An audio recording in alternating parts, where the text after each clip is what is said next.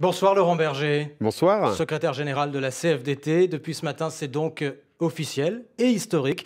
Vous êtes passé devant la CGT, vous avez eu plus de voix aux élections professionnelles et vous êtes donc le premier syndicat du secteur privé.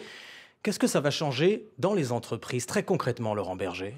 Bon, d'abord, dans les entreprises, c'est la reconnaissance du travail que font les militantes et les militants de la CFDT quand ils représentent leurs collègues, qu'ils défendent leurs conditions de travail, qu'ils proposent de nouvelles choses pour améliorer leur vie au travail, leur salaire, leurs conditions d'emploi. Donc ça va continuer. Mais c'est la reconnaissance d'un syndicalisme qui était un peu invisible et qui est un syndicalisme de l'utilité pour les salariés et qui est incarné par les militants et les militantes de la CFDT. Est-ce que ça veut dire, par exemple, que vous allez pousser pour qu'il y ait davantage d'accords d'entreprise, ces fameux accords dont on a beaucoup parlé dans le débat sur la loi travail?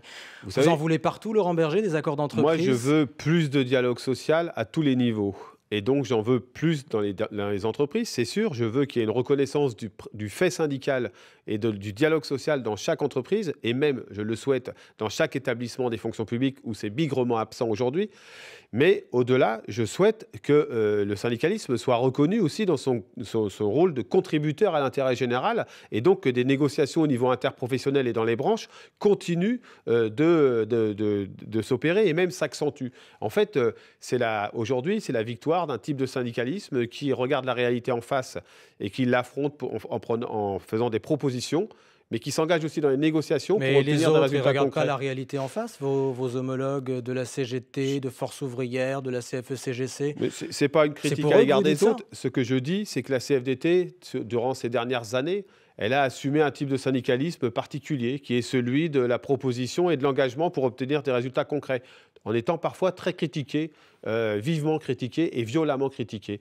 Et bizarrement, les salariés du privé ont décidé de la placer en tête dans les élections. C'est une bonne nouvelle. Laurent Berger, quand vous entendez que vous êtes le chef de file des réformistes face à ceux qui seraient les contestataires, est-ce que cette étiquette vous convient? Ce qui me convient, c'est juste comme distinction l'étiquette me paraît incomplète, mais je pense qu'il y a un type de syndicalisme de transformation sociale par le dialogue social et par la force des propositions, et il y a un syndicalisme qui est plus dans la contestation. Je crois, et dans ces résultats, les organisations dites réformistes ont toutes progressé, et je crois que c'est de bon augure pour les salariés. Pour vos détracteurs, réformistes, ça veut toujours dire mou.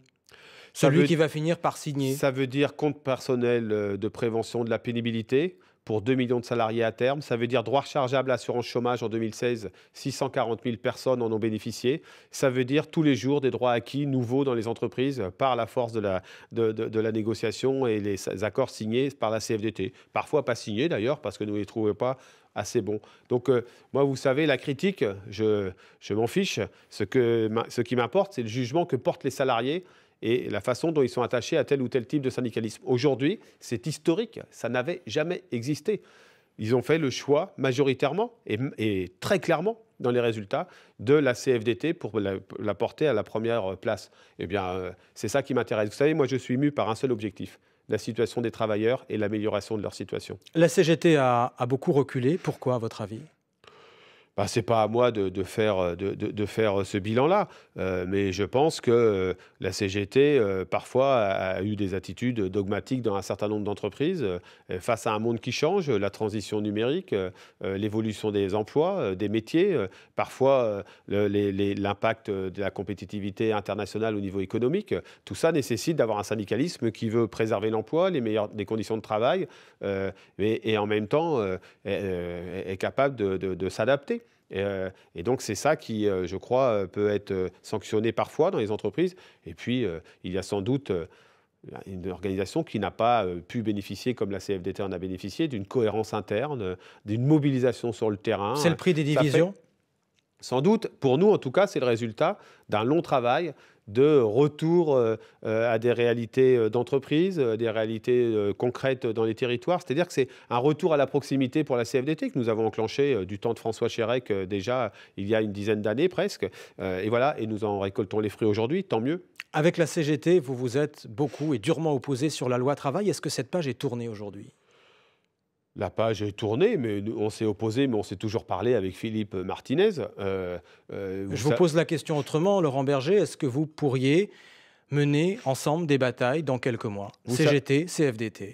Bah, si les sujets le justifiaient, oui. Vous le souhaitez? Mais cette vous unité savez, syndicale, vous savez, ce Graal là, je toujours souhaite- brandi par non, les uns et les je crois autres. je crois qu'il y a une Non, espèce, vous pouvez dire aussi, on veut faire il y a cavalier seul, une on est en espèce de tête. mythe. Non, mais moi j'en appelle aujourd'hui à 3 acteurs principaux.